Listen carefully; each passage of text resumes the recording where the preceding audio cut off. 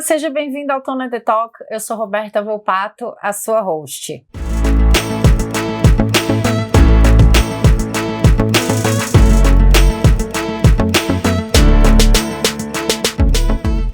O Tona The Talk é um projeto oferecido pela QMS Brasil Certificadora em parceria com o Estúdio Estratégia. A gente pede para que você se inscreva no canal, ative o sininho para receber notificações de novos conteúdos e já deixe o seu like no episódio para que a gente consiga engajar outras pessoas e o YouTube entender que você nos considera importante, inclusive te oferecer mais vídeos nossos, a gente faz muita questão. Reta final do ano, meninos, estava com saudades de vocês, eu gostaria de saber se vocês estão animados e eu gostaria de saber se vocês perceberam que nós trouxemos muitas mulheres, esse ano foi muito especial, nós trouxemos muitas mulheres, muitas mulheres poderosas. E trouxemos a nossa sócia oficial do Tona The Talk. Eu digo que quando volta é sócia a Nath Orsi da Protivity, que não veio sozinha, mais uma vez ela trouxe uma pessoa. Hoje é um episódio de atendimento de demanda, porque nós nos preocupamos com o sucesso do usuário, né, meninos? E a gente entendeu que caberia fazer a vontade das senhoras e dos senhores que nos assistem. Depois que vocês assistiram o episódio da Nath e do Lu sobre investigações internas, vocês mandaram mensagens para nós dizendo que seria muito bacana se a gente aprofundasse, se a gente abrisse uma aba aí no Excel para falar especificamente sobre investigações internas de casos de assédio, seja assédio moral ou sexual. E aí eu levei o feedback para a nossa sócia do Tona The Talk, que imediatamente nos aproximou da super especialista da Protivity. Hoje, senhoras e senhores, estamos com Juliana Godinho, uma salva de palmas. Ju, seja muito bem-vinda a esse sofá maravilhoso que me faz herdeira de Hebe Camargo. Conta para o público um pouco de você, fala um pouco do teu trabalho também. Obrigada, Roberta, obrigada pelo convite. Eu sempre fico muito feliz quando me chamam para falar do tema. É um tema que tem crescido muito, então eu acho que tem muita dúvida. Então eu acho muito bacana a gente ter esse compartilhamento de informações, né, e trazer crescimento. Bom, vamos lá. Então eu sou Juliana, sou gerente na Protivity de Compliance ESG. Até o ano passado eu era gerente de investigação. Vinha trabalhando muito forte com as frentes de assédio, então hoje em dia eu estou focada no trabalho de combate ao assédio, então não só a apuração em si, mas a parte de prevenção também. E aí, por que hoje no ESG? Então hoje a gente está focado muito no S, né? Então a gente entende hoje que o combate ao assédio, ele está dentro do S, porque tem uma questão de violência no trabalho, uma questão de direitos humanos também. E sou gerente também de compliance, então tenho hoje, estou à frente de uma equipe hoje que faz a operação do compliance, né, dentro dos nossos clientes. Então eu tenho muito contato com o canal, né, então eu vivo muito a dinâmica do canal, conheço muito o dia a dia e as dores do canal, que estão muito relacionadas hoje às questões de assédio, né, então eu estou hoje vivendo muito esse tema, né, tá bem mergulhada mesmo. Nath, que já foi apresentada como sócia, dê seu oi, inclusive convide o nosso telespectador a assistir o seu outro app, né, que também tá riquíssimo. Vamos lá, tudo bom, gente? Prazer. Para quem não me conhece ainda, eu sou a Nathalie Orsi, sou gerente também da Protivity, da parte de investigação de fraudes. Estive aqui com a Rô recentemente para falar sobre a temática de investigação, junto com o Luiz, também gerente sênior lá na Protivity. E convido você, que não viu ainda esse episódio, que revisite, por favor. Acho que vai colocar o link em algum lugar, né? Talvez aqui. Fui entendendo. Volte lá no episódio, um episódio extremamente interessante. A gente trouxe bastante temas relacionados aí com investigação como um todo. Trouxemos bastante exemplos na prática e vai ser um prazer hoje falar sobre o mais específico, assédio. E tenho certeza que todos aqui vão gostar muito do episódio. Ainda mais com todo o conhecimento da Ju aí, vai ser sucesso. Promete. Meninos, vocês estão animados? Os meninos sempre fazem perguntas. A Nath já tá, se prepara. Os meninos, eles são curiosos, eles gostam, eles já são super especialistas em compliance. Ju, naquelas de que até o óbvio precisa ser dito, né? O que é assédio? E aí você já pode até plugar nessa sua resposta um outro ponto, que é o que não é. Porque hoje em dia, né, até com a pulverização de informações, a velocidade das informações, a internet, as pessoas se sentem feridas muitas vezes e elas confundem os conceitos, e a gente também percebe que isso acaba, você falou, né, tá imersa nos sistemas de compliance das organizações, não raras vezes há uma pulverização,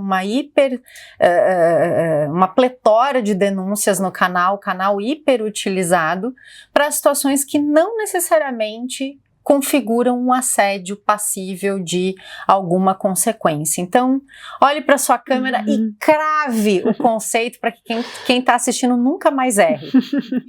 Vamos lá. Acho que essa pergunta é super importante, então acho que a gente tem que começar falando sobre isso, né? Porque aqui, se eu perguntar para cada um de nós aqui o que é assédio, cada um vai vir com um conceito diferente. E você trouxe um ponto que me lembrou uma vez de um treinamento que eu estava dando, que eu acho que é super importante do que é, o que não é. Teve um gestor um dia que chegou para mim e falou assim: Ju, hoje em dia eu tenho medo de cobrar a minha equipe porque eu posso ser denunciada no canal por assédio porque eu tô cobrando. Então hoje, inclusive os próprios gestores, hoje eles têm medo de colocar ali um ritmo de trabalho, uma pressão, fazer cobrança que é natural, pelo receio de acabar no canal, né? Então, vamos lá. Então, começando pela contextualização técnica. O que é ou não é assédio? A gente usa na Protiviti hoje como uma base metodológica, toda a parte jurídica, tá? Então, a gente tem um embasamento nas questões jurídicas. Exatamente para a gente sair dessa subjetividade, né? O que é assédio para um, o que é assédio para o outro. Então, olhando pela questão jurídica, a gente tem o assédio moral, tá? Dentro do TST, né? Existe inclusive um projeto de lei para que o assédio entre na penal, vire crime, mas isso já tem anos e anos e tá estacionado, então hoje ele tá só numa esfera trabalhista.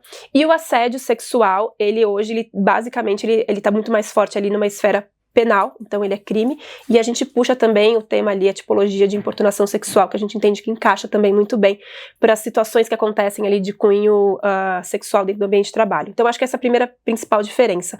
E aí pra gente conseguir identificar, tô fazendo uma apuração de assédio, então isso aqui é procedente ou não para assédio moral ou sexual, então a gente vai usar essa base jurídica. E o que diz a base? Bom, primeiro ponto que a base fala, né, a parte de constrangimento e humilhação, então esse acho que é o ponto principal quando a gente vai falar sobre assédio, que onde você for procurar isso sempre é um muito elemento forte. marcante. É o marcante, exato. Então aqueles comportamentos ali que eles de alguma forma causam constrangimento e humilhação no outro, tá?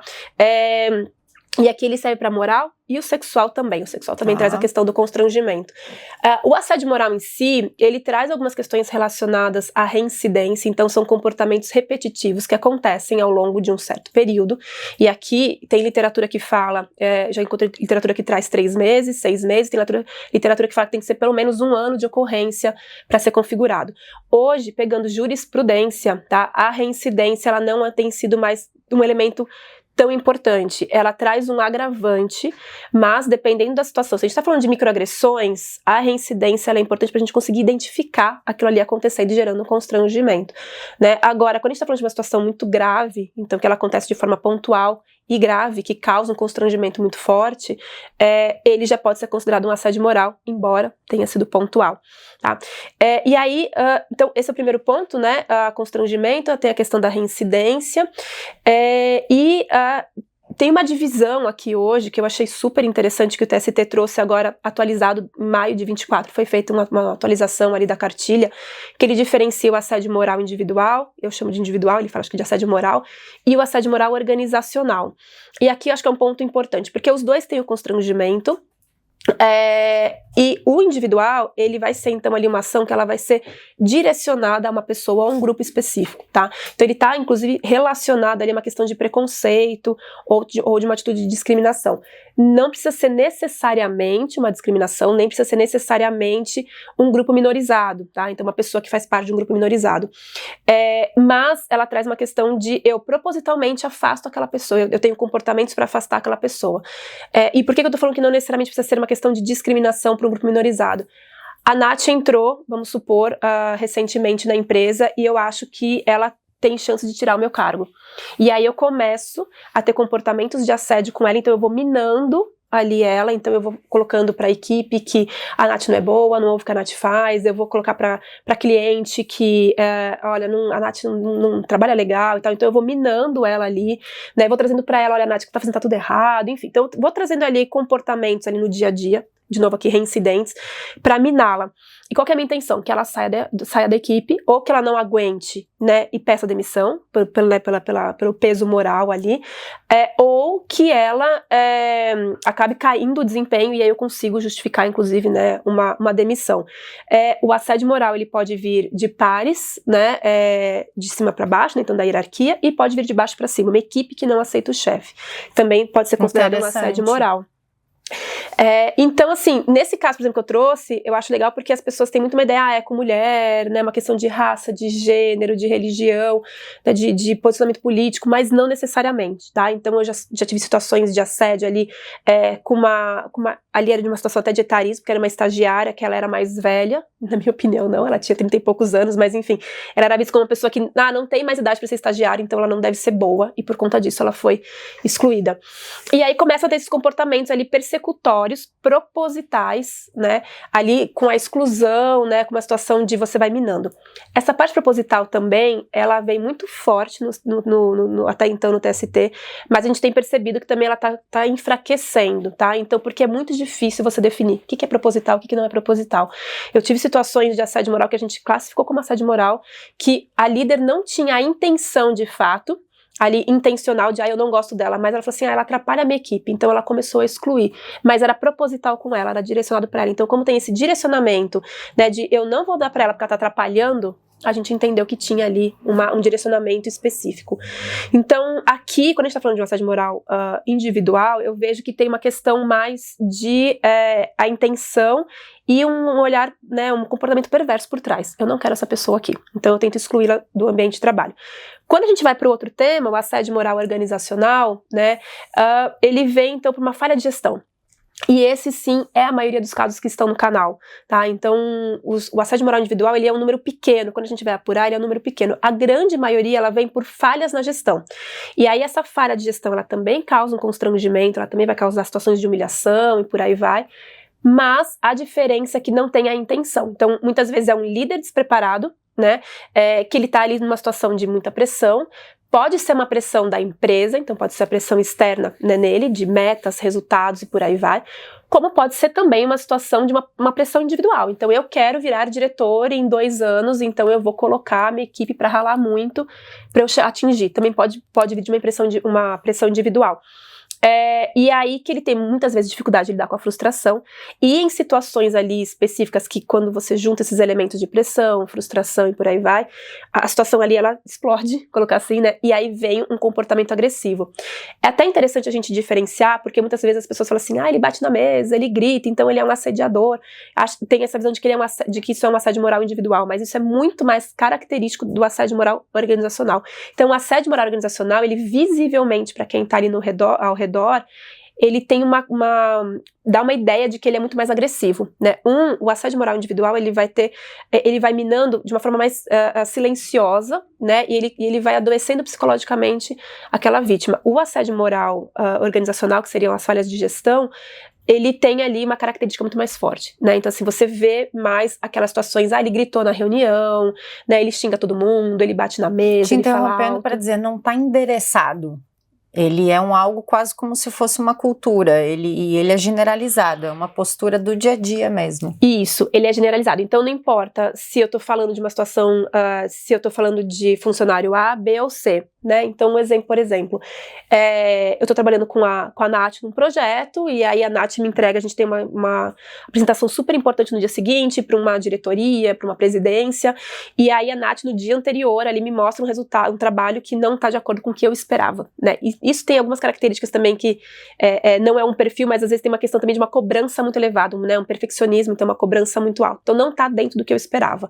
E aí chega na reunião, ela faz uma apresentação ruim, e aí eu vou lá e estouro, né? Não necessariamente estourar, mas eu vou lá e, Nath, que trabalho que é esse que você entregou? Enfim, tem uma postura agressiva, um comportamento agressivo ali com ela. Então, normalmente a vítima não é por ser a Nath, ou por ser a Roberta, ou por ser Joana ou Maria. pela situação que ela está vivenciando. E aqui, por que então o TST traz como assédio moral organizacional? Porque entende-se que uma vez que você tem um gestor, um líder, que ele não está preparado, é uma falha da organização. Então, a organização falhou em não ter líderes ali que tenham uma comunicação efetiva, não violenta e por aí vai. Então, às vezes quando a gente traz ali um procedente para um assédio moral organizacional, que é o que a gente tem mais tido, a empresa fica ali de cabelo em pé. Você está falando que minha empresa ela é agressiva, que ela é assediadora. Eu falei, não é a empresa toda, mas você tem líderes que não estão que estão tendo esse comportamento, ou um líder que está tendo esse comportamento, né? E aí, então, a grande diferença um lado você tem frustração e pressão, e não tem a intenção, e o outro lado tem um comportamento mais perverso. O que pode acontecer também dentro do assédio moral organizacional é o cascateamento. Então, vem do CEO, que desce para a diretoria, que desce para o gestor, para o gerente, que desce para o coordenador, e aí você vai cascateando. Eu aprendi com o meu líder que se faz assim, e eu estou replicando o que eu aprendi. Então isso também acaba aparecendo. E aí dentro da gestão do assédio moral organizacional, a gente tem a gestão por pressão, a gestão por manipulação, a gestão por injúria, a gestão por fofoca e a gestão por discriminação, tá? Então a gente tem essas 5 categorias, que eles são bem parecidos, eu não vou nem tanto detalhar aqui, quem quiser lá acessar o TST lá, depois tem a cartilha, é fácil de achar, mas eles são bem parecidos ali, mas eu acho que é legal porque ele é bem abrangente. Então situações que antes a gente tinha dificuldade de classificar como assédio, agora elas estão mais fáceis, exatamente porque ele ficou mais abrangente. Assédio moral. Então agora pensando no assédio sexual. A gente trabalha hoje muito forte com o assédio sexual, a importunação sexual, e eu trago a tipologia de ato obsceno quando teve situações ali que eu não consegui trazer ali um procedente para assédio sexual ou importunação sexual por conta exatamente que legalmente falando ele não se enquadrava, mas a gente entende que como um olhar ali de governança corporativa, né, de um trabalho de compliance para você estabelecer uma cultura ética, aquela situação não é aceita. Então a gente trouxe também essa tipologia, tá, para dar um peso maior quando eu preciso para situações que a gente não consegue enquadrar dentro dos outros temas. Então, o assédio sexual, como eu disse, então ele é um crime, né, tá dentro do Código Penal. Também tem essa questão do constrangimento, e aí aqui a gente tem uma situação ali, então, a descrição ali ela é muito, muito sucinta, né, do que é o assédio sexual. Então traz ali que são ações ali de um líder, e aqui o assédio sexual ele traz essa característica do líder, da hierarquia, voltadas ali então para um profissional com o intuito de obter algum tipo de vantagem para conseguir um favorecimento de cunho sexual. Exato. Então, o que a gente tem ali? Convites insistentes, né? Então, às vezes tem falas muito diretas, ou às vezes tem aqueles convites insistentes que eles vão ali sendo recorrentes. Vou te interromper porque tem uma dúvida que é muito comum. Quem está assistindo agora pensou nisso, tô lendo pensamentos. Que é aquela coisa de o gestor perguntar: Roberta, eu estou assediando se eventualmente eu faço um comentário elogioso para a minha colega ou então a minha colaboradora? Dizer, nossa, hoje você está bonita a sua roupa, hoje você está... Cheguei na sala, senti o cheiro, a sala está perfumada. Isso é assédio sexual? Sabe o que eu quando me perguntam o que eu respondo? Você faria isso para um homem? Porque normalmente quem faz esse tipo de pergunta, quem é? É os homens. É errado elogiar uma mulher? Aí eu respondo pro homem. Você faria esse tipo de pergunta para um homem? E normalmente a resposta é não. Falei, então, assédio. Tem um viés, né, ali, embutido ali de cunho sexual. O que eu acho, assim, tem que ter muito cuidado, né? Então, esses dias eu estava dando uma palestra, falando, poxa, mas aqui a gente se gosta muito, a gente se elogia, é normal a gente se elogiar. E o que eu trago um profissional, uma mulher ou um homem, ele quer ser elogiado pelo trabalho que ele entrega, não pela roupa que ele usa, né? Então, eu acho que isso é um ponto importante. E é uma coisa que eu trago, e eu trago até aqui no papel, né, na posição de mulher. As mulheres, muitas das mulheres, de manhã na hora de se vestir, elas vão pensar se aquela roupa tá adequada ou não, porque se mostra o corpo aqui ou se mostra ali, porque eu não quero receber esse tipo de comentário. Então, eu vim, né, tô aqui de regata, e aí eu recebo um comentário, nossa, você tá muito bem com essa roupa, dá pra ver que você tá em dia com a academia, né? Então, mas é só um elogio, ela tá bonita, eu não quero ser elogiada porque eu sou bonita, né? Então, assim, as mulheres deixam de usar roupas, eu digo no ambiente profissional, né? Deixam de usar roupas no ambiente profissional porque elas querem evitar algum tipo de comentário que pode vir. Então, eu não posso usar uma regata por conta disso. E do outro lado, eu me questiono quantos homens, quando eles vão sair para trabalhar de manhã, eles pensam se aquela roupa vai, né, gerar algum tipo de elogio que ele não quer ouvir, né? Então eu acho que assim, pode existir elogio? Pode, mas eu acho que é uma linha tênue para aquele tipo de elogio ele passar do ponto. Então assim, eu acho que tem que ser feito de uma forma muito respeitosa, e aí o respeitoso, claro, ele é muito subjetivo. Exato. Mas assim, eu acho que a Nath trouxe um ponto super importante, né? Se você faz isso com todo mundo, ok. Se você só faz isso com mulheres, ou isso só com homem, é porque tem um viés sexual. Inconscientemente, tem. Porque se fosse se fosse intrínseco da pessoa, ela ia fazer isso com todo mundo. Agora, se ele escolhe o público que mais agrada ele ou ela, é porque tem um viés. É porque ele quer fazer, ou ela quer fazer, para ganhar algo ali em troca. Nem que seja um sorriso, nem que seja um obrigada. Então, eu sempre devolvo da seguinte forma. Você faz com todo mundo? Ok. Se todo mundo te conhece dessa forma, de elogiar qualquer tipo de pessoa aqui dentro, ok, isso não é um problema. Agora, se você não elogia qualquer pessoa, e você vai elogiar uma mulher, porque hoje ela tá mais bonita, ela colocou um decote, ela colocou uma saia, ela colocou um vestido, é porque tá errado. Só que esse ponto, concordando com vocês, mas jogando uma pimentinha, tem muita subjetividade, eu acho mais difícil de caracterizar. Eu me recordo que teve um projeto em que a gente atuou, em que no final, assim, um dos diretores deixou pro final, assim, me chamou, ele estava com assistente, ele falou assim, doutora Roberta, agora que estamos acabando, a senhora se importa? Assim, ó, me entregou o celular dele na mão com o navegador, o browser aberto e disse assim, o perfume da senhora é muito bom, a senhora poderia pesquisar aqui o nome para mim que eu gostaria de comprar para minha esposa? O projeto estava acabando, eu entendi que o comentário era elogioso, fiquei um pouco constrangida de que tinha a assessora dele, né, a secretária do lado. Fica uma situação...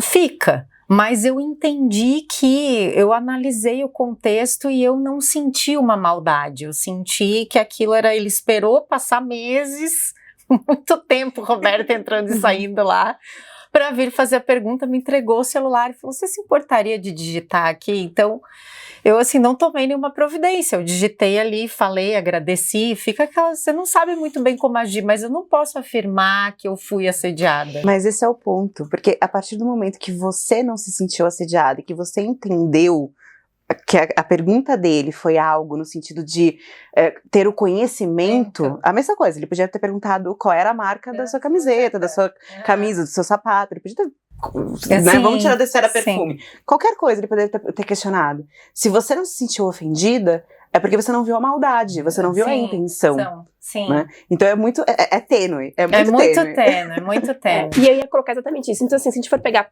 e até voltando à questão do que é o assédio, isso é muito importante que a Nath trouxe. Então a pessoa se sentiu constrangida, então esse é o primeiro ponto, porque um vai se sentir constrangido, o outro não. E aí constrangido, eu tô falando assim, realmente fica uma coisa meio desconfortável, mas tudo bem, eu me entendi. Isso não é um constrangimento, é um desconforto.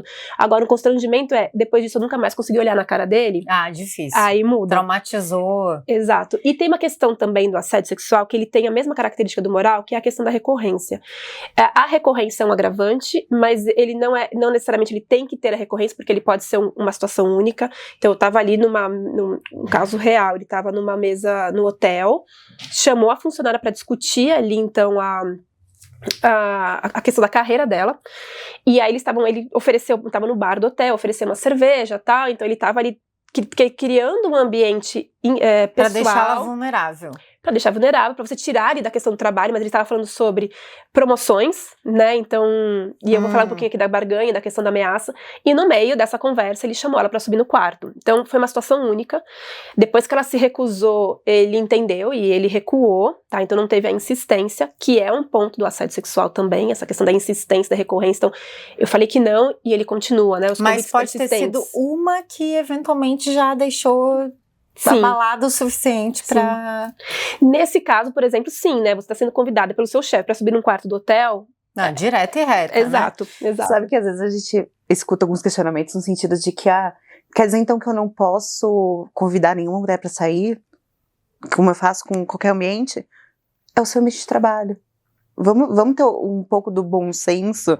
Não é que você não pode convidar, mas você está no seu ambiente de trabalho, você está com a sua funcionária, tem uma questão hierárquica, você se coloca no lugar dela. Se fosse, né, ao contrário, será que você se sentiria à vontade de dizer não? Porque a questão toda é essa, é a pessoa não se sentir à vontade de dizer não, porque sabe que pode vir uma penalização por trás, uma retaliação por trás. Sim, e ela, muitas vezes, ela não consegue falar não, então ela vai, meu namorado vem me buscar hoje, aí no dia seguinte ele vai lá e convida de novo, né, a situação ela fica ali recorrente. Então tem uma questão do constrangimento, eu acho que também você colocou isso um ponto super importante. Mas eu não posso paquerar? Né, paquera não é assédio, mas trabalho não é balada, colocar assim, né? Então tem muita gente no mundo, né? Se você que tá ali querendo só se divertir, me apaixonei, ok, se apaixonou, vamos ali abrir pra empresa, assina lá, né, dentro do código, tudo mais, todos os códigos prevêem isso, e tá tudo certo. Relacionamento eles podem acontecer, acontecem muito, né, dentro do trabalho. Mas o que não dá exatamente pra ficar, a gente já teve alguns casos que era isso, assim, ele ia ali, diretor, que ia ali tentando todas as mulheres, ele falava assim, não, aqui a gente tá fora do trabalho, aqui a gente tá no bar, só que ele era um diretor. Né? Então, assim, você não consegue desvincular, né, uma coisa da outra. Então, pegando esse exemplo que você trouxe, então, assim, ele sozinho, você não sentiu como uma situação ali né, que te desrespeitou? Eu entendo que não. Agora, Ju, e se eu tivesse me sentido desrespeitada, né?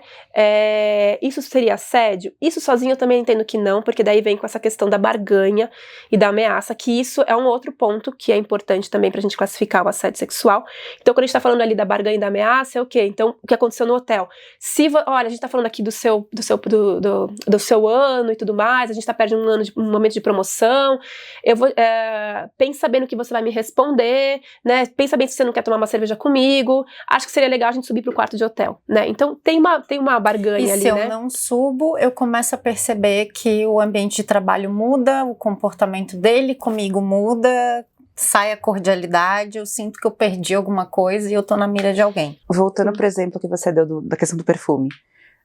Imagina se mudasse a situação, ele chegasse pra você antes de pedir o perfume, e ele falasse assim, então, eu tô pensando aqui em a gente fazer um novo projeto, o ano que vem, fazer umas coisas diferentes e tal, mas antes disso, qual é o perfume mesmo que você usa? Aí muda o tom. Que entendeu? poderia dar uma conotação de que ele tá ligando uma coisa a outra, a renovação do contrato. Aí quando você se nega a dizer, não, né, não gostaria de entrar nesse quesito aqui, não gostaria de dar detalhes e tal, então tá bom, então acabou aqui nossa relação profissional, muito obrigada pelo trabalho até o momento e tal. Então muda um pouco o tom, né, quando tem essa questão da barganha, muda um pouco o tom. Gente, agora os exemplos são infinitos, né, dá pra ficar aqui, assédio moral e sexual, que é o que não é, nós vamos até... E aí, uma pergunta aí, vamos lá, né, vamos começar a botar isso dentro de um funil.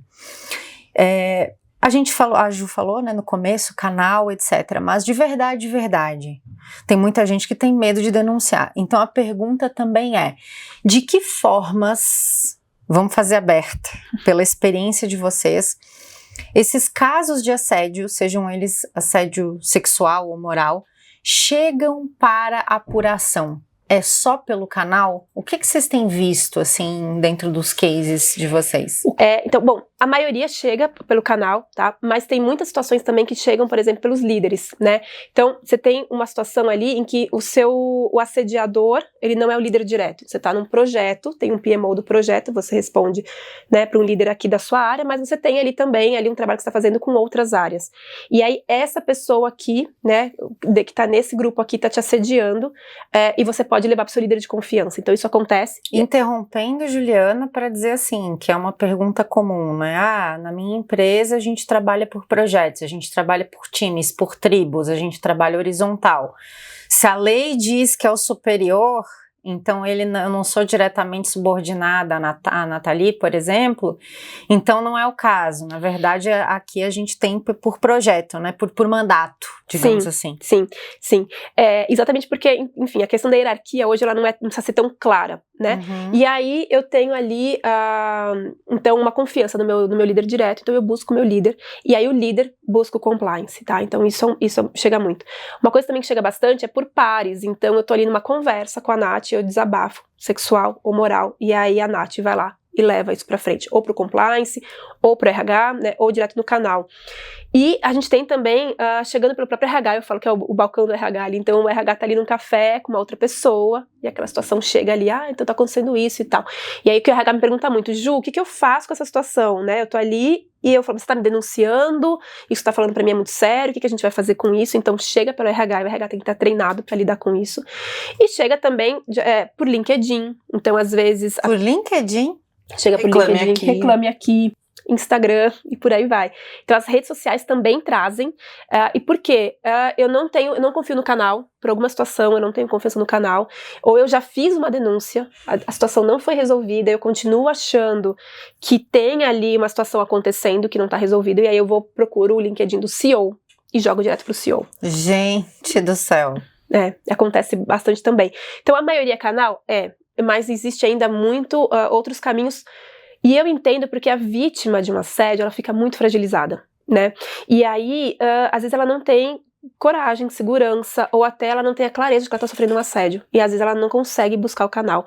E aí, por isso que eu falo que o papel das pessoas que estão em volta ali é muito importante, né? Então, das testemunhas, de serem testemunhas ali, entre aspas, ativas, no sentido de auxiliar e buscar o canal. E aqui vem um ponto que a gente conversou, inclusive, no episódio do Thiagão, da Alliant, que aí foi canal de denúncias, e que eu acho que transbordamos para cá, que é a importância de você ter papéis e responsabilidades e o processo de gestão disso muito bem desenhado, né? Porque tempos e movimentos, quer dizer, o que eu vou fazer se eu receber o reporte de uma outra via que não o canal? Qual é a melhor prática? Então, Ju, para tua câmera Beginner's Mind, a pessoa acabou de assumir a função de compliance, está mais perdida do que caroço de azeitona em boca de banguela. Tá aqui para aprender com você. Uma ajuda para desenhar esse fluxo, a importância de preservar a identidade, tudo isso, e saber como endereçar. Tá. Primeiro ponto que eu trago, né? Chegou por fora do canal? Põe no canal. Então, isso é uma coisa que eu falo muito, né? Tem que estar registrado no canal, porque a gente tem ali rastreabilidade. Se amanhã eu passo por uma auditoria, né? E aí, por que o CFO foi investigado? Aí, se olha o canal, não tem motivo nenhum, né? Então, foi aleatória aquela investigação, não foi? Então, a rastreabilidade ela é fundamental e o canal ele garante isso. Outra coisa, estar no canal traz números, né? Então, para você poder fazer uma gestão inteligente do compliance, né? Até pensando numa governança completa, você tem os dados no canal, você consegue fazer ali uma análise inteligente para saber aonde eu vou colocar treinamento, aonde eu não vou colocar treinamento, qual é o tema importante, qual não é o tema importante, quais são as minhas dores. O canal ele vai trazer isso.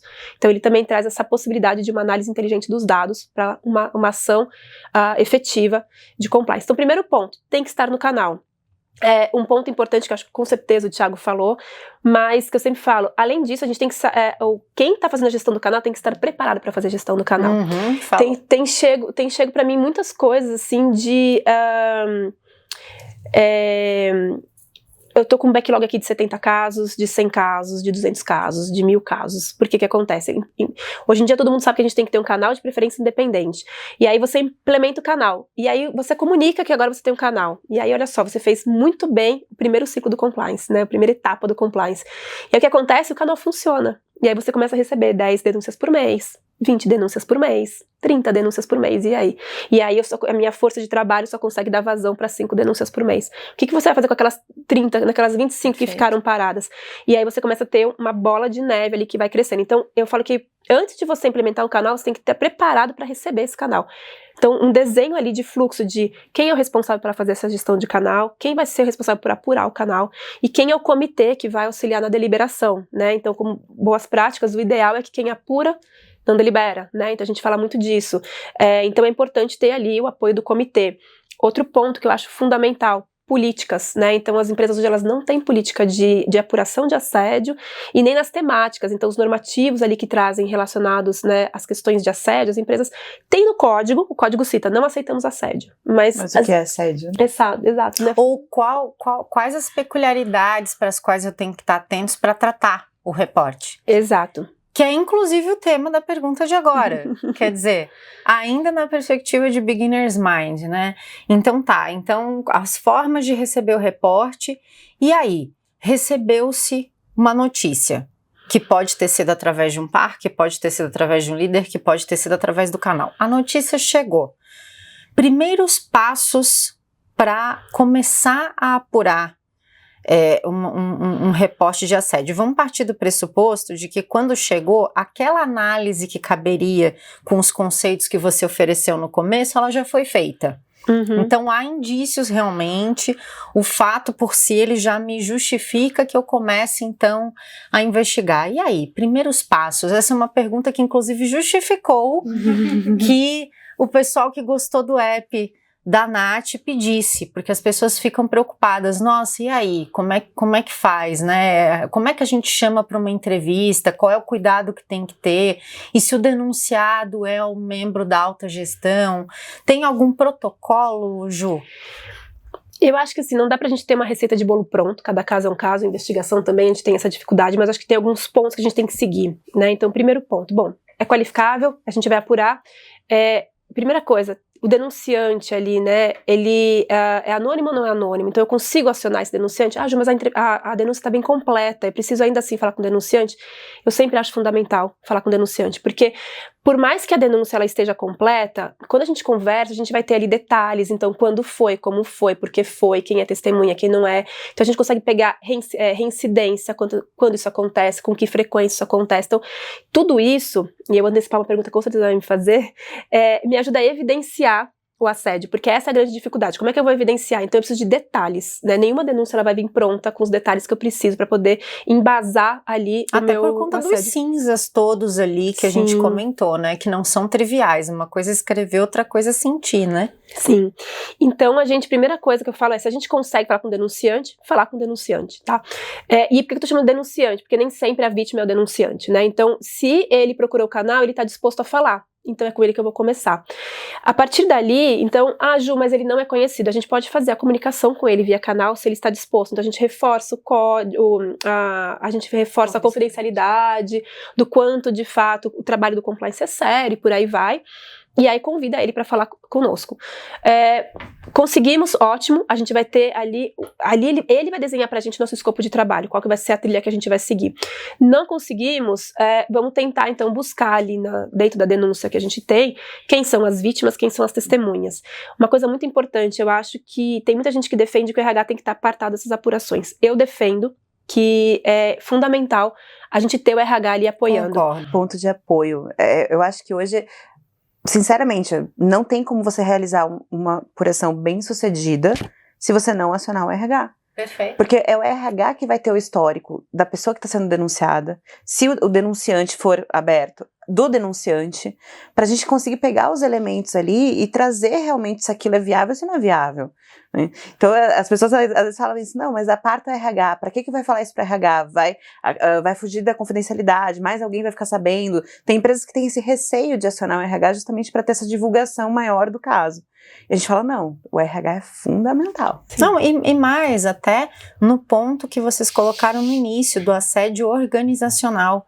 Quer dizer, o RH, ele deveria ter, a gente sabe que em muitas situações ainda, né, o RH ele precisa tá melhor posicionado em campo, sim, mas onde ele já está suficientemente bem posicionado, ele tem um olhar transversal, ele é um grande switch da empresa, então ele vai poder identificar inclusive a origem, se é de fato organizacional, se isso vem cascateado ou não, porque ele interage com os atores, então ele consegue ter esse... Normalmente quando a gente vai começar a apuração, a gente puxa muito isso de, eu pelo menos, né, venho e gosto de conversar com o RH, de entender quem é a pessoa que atende aquela pessoa, quem é o BP daquela pessoa. Então, me fala, alguém já indiretamente conversou com você alguma coisa? Você acredita que isso é viável por parte do denunciado ou não? E aí a gente escuta muitas vezes a gente escuta assim, comigo diretamente não, mas eu já escutei no corredor. Aí você fala assim, tá, mas foi feita alguma coisa? Não, porque não foi nada formal. Tá, mas não registraram, não tem um plano de ação, não tem... Não, tá, mas a pessoa tem encargo de gestão há quanto tempo? Não, acabou de ser promovido. Teve treinamento pra pessoa? A pessoa estava pronta para assumir um cargo de gestão? A resposta muitas vezes é não, mas aqui funciona assim. A gente promove e a pessoa vai pegando aos poucos ali o dia a dia da função. Aí a gente, né, fica naquela situação assim, ok, a cultura da empresa é essa, do desafio da liderança, da pessoa se desenvolver, mas o quão prejudicial isso é para a equipe. Porque você não está só prejudicando aquela pessoa que você recém promoveu, e ela pode ou não ter um perfil de gestão, mas você está prejudicando o time daquela pessoa. Verdade. Porque ela pode estar completamente despreparada e ela abalar psicologicamente por conta de um assédio organizacional que seja, o andamento da equipe. E aí a gente escuta alguns clientes falando assim, não, mas aqui a gente faz dessa forma e dessa forma que acontece. E aí é onde a gente observa a questão do organizacional. E aí a gente percebe que isso não é só em nível gerencial, não é só em nível de diretoria. Isso vem às vezes de vice-presidência, de presidência, agindo dessa forma. Então promove a pessoa e ela vai desenvolver sozinha. E aí é onde a gente escuta, né? Gritar na hora da cobrança, bater na mesa, aquela pressão no time absurda, porque a pessoa não está preparada, a pessoa não sabe. Mensagens fora do horário. Mensagens fora do horário de trabalho, é frequente. Agora no trabalho híbrido também, cobrança para estar mais vezes no escritório do que o acordado. E aí a gente fala assim, nossa, tá bom, mas alguém está orientando esse gestor? Está sendo feito algum tipo de trabalho, de desenvolvimento nesse gestor? Não, ele é gestor, não precisa. Me lembra que depois que a Ju conclui o raciocínio, mais pro final, eu quero fazer uma pergunta sobre o trabalho híbrido. Mas aí, Ju, a gente se empolgou aqui e te cortou. Não, hoje Você estava falando do RH. Do RH. E aí até porque tem muita gente às vezes que fala que o RH não tem que participar, porque o RH é quem faz a ponte entre os profissionais e a empresa, mas é exatamente do interesse do RH ter uma cultura ética, um ambiente não tóxico, né, então um ambiente saudável. Reter talentos, exato. Então quando a gente tem ali, então o RH ele é um dos principais, talvez mais interessados até que o próprio compliance, porque um ambiente tóxico vai afetar totalmente o trabalho do RH no dia a dia. Então o RH é super importante, ele não precisa necessariamente apurar, mas ele pode ser um apoio importante. E aqui eu falo que a gente tem ali documentações que valem ouro, né, porque o RH tem todo o histórico, então é isso que a Nath trouxe, as avaliações, né, a carreira deles ali, então, do denunciante, do denunciado, da vítima e por aí vai. Então a gente consegue puxar todo esse histórico dentro do RH, então acho que é fundamental. E outra coisa que eu gosto de trabalhar muito, o organograma. Eu não monto um escopo de trabalho sem olhar minimamente o organograma daquela área.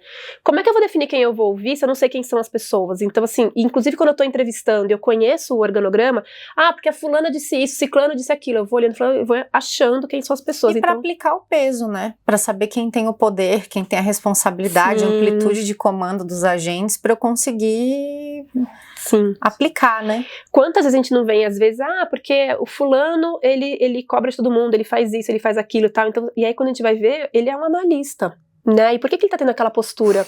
Então, e aí a gente olha o organograma e aí quando você fala, é tal pessoa? Não, é ele mesmo. Então, ajuda muito a gente entender exatamente quem é. Então, e aí a partir disso, né, eu vou analisando os documentos do RH, olhando o organograma e pegando a entrevista com o denunciante ou vítima, né, aí eu vou pegar quem são as minhas testemunhas, quem vão ali fazer parte do meu rol ali de entrevistados. E aqui, Roberta, eu acho um ponto super importante, assim, que eu falo muito, sempre que eu tô dando aula eu falo, olha, você tem que ter uma amostra 360, porque isso tem uma resistência, mas eu vou pegar o amiguinho do denunciado, vai, porque se eu pegar só quem vai falar mal, é óbvio que eu vou ter uma análise, né, vai falar mal, é óbvio. Então assim, eu preciso pegar minimamente um representante de cada grupo que faz parte ali das interações. Se eu conseguir pegar uma pessoa ali que é do grupinho que fala mal, ótimo, uma pessoa que é do grupinho que fala bem, uma pessoa que é neutra, e aí como é que eu vou fazer essa seleção, né? Eu tenho uma área ali de 100 pessoas, como é que eu vou definir quem eu vou ouvir? Quem são as pessoas que têm maior interação no dia a dia? E eu não tô falando só de nível hierárquico, mas interação mesmo com o denunciado, que vai conseguir avaliar como que ele é no dia a dia, né? Me dar uma perspectiva. Então, quem são as pessoas que interagem com ele? Isso é muito importante. E aí eu pego, por exemplo, assim, a pessoa que tá lá, um caso de assédio moral, por exemplo, ele é um profissional que tem 10 anos de casa, ele teve 2 promoções na vida e ele tá lá estagnado. Ele pode ser muito valioso. Assim como eu pego também, né, pra ter o contraponto desse grupo, né, antigo ou estagnado, a pessoa que acabou de entrar, ou aquela pessoa que foi, né, promovida muito rápido. Então eu tenho que pensar nos grupos que eu vou ter que atingir e pegar um participante de cada grupo. Ô Ju, quando a empresa trabalha híbrida ou trabalha remota? O pessoal fez o onboarding, mas todo mundo só se conhece pelo Teams. Como é que você faz essa análise de convívio das pessoas? É similar, na verdade, é bem similar. E aí, quando a gente fala da questão do RH, é o nosso ponto de apoio justamente para identificar essas pessoas. Para dizer quem trabalha com quem são os grupos, porque né? A gente é externo, também, né? Então a gente não tem aquele dia a dia da empresa, e cada empresa tem a sua cultura. Então o RH nesse sentido, ele é fundamental para trazer pra gente, olha, a pessoa interage com fulano e ciclano, não, eu já escutei aqui, eu já vi nas avaliações que tem Beltrano da área X que também avaliou. Então a gente vai conversando nesse sentido, né? E estando remoto ou estando presencial, né, pra gente indifere. É porque às vezes as pessoas trabalham remoto em times diferentes. Sim. E aí você vai saber, vai conhecer os projetos e com quem eles interagem. Eu vou até contar um case depois, mas só pra não perder aqui, que aconteceu exatamente isso. Então, a gente vai pegar essas pessoas, né, que eu falo que é um representante de cada grupo, pra gente ter uma visão completa. Aí, uma coisa que acontece muito, Ju, mas tem 10 testemunhas na entrevista, na denúncia, e aí o cliente fala assim pra mim, não, eu quero ouvir os 10. Eu falei, não vamos ouvir os 10. Eu falo que a gente tem que trabalhar sempre com o máximo de informação possível, com o menos de entrevista possível. Eu defendo muito isso, porque eu já vivi situações em que a gente fez muitas entrevistas e as pessoas se falam. Assédio é um tema sexy, as pessoas gostam de comentar no corredor, no almoço e por aí vai. Então eles vão se conversar, e quanto mais gente a gente abordar, mais eles vão se falar, mais chance do negócio cair ali na boca de todo mundo. Eu estava esses dias fazendo uma discussão exatamente nesse sentido. Por que quando a gente vai fazer uma coleta de HD, ou de caixa de e-mail, ou fazer um background, por que a gente faz ele tão silencioso? E por que no assédio tem que chegar eu lá, uma consultoria de fora, ou compliance lá, andar no meio do salão, chamar o fulano, vem aqui que a gente vai conversar naquela sala. Ou mesmo que não seja tão, né, eu tô sendo, claro, exagerada, o compliance entra no salão ali, né, de trabalho, vamos pensar no open space ali, entra no salão, chama a Nath, senta os dois ali, né, as duas, enfim, que seja. A Nath começa a chorar, super branquinha, sai vermelha. Pô, a Nath sentou lá com o compliance, sentou com o compliance, sai toda vermelha, olho inchado. Gente, tá na cara o que tá acontecendo. Então, por que a gente é tão silencioso na hora de investigar uma fraude e a gente coloca no megafone quando a gente investiga uma apuração de assédio? Então, hoje, eu vou muito, eu tô defendendo muito isso. Ju, eu quero as entrevistas presenciais. Não, vamos fazer entrevista online. Online, se eu fizer na casa dele, ninguém vai saber que ele falou com o compliance. É uma reunião a mais, é uma agenda que vai estar fechada ali, e é isso, ninguém vai saber que a conversa aconteceu. Eu, pelo menos, dou espaço para quando eu vou entrevistar, se a pessoa tá aqui em São Paulo, porque a gente, obviamente, tem clientes espalhados, né? Mas se tá aqui em São Paulo, eu dou 2 opções, principalmente quando é ponto de apoio só, ou seja, uma testemunha, alguém que pode estar ajudando ali a gente a investigar. Remoto, quando você estiver de home office, ou você prefere vir ao meu escritório?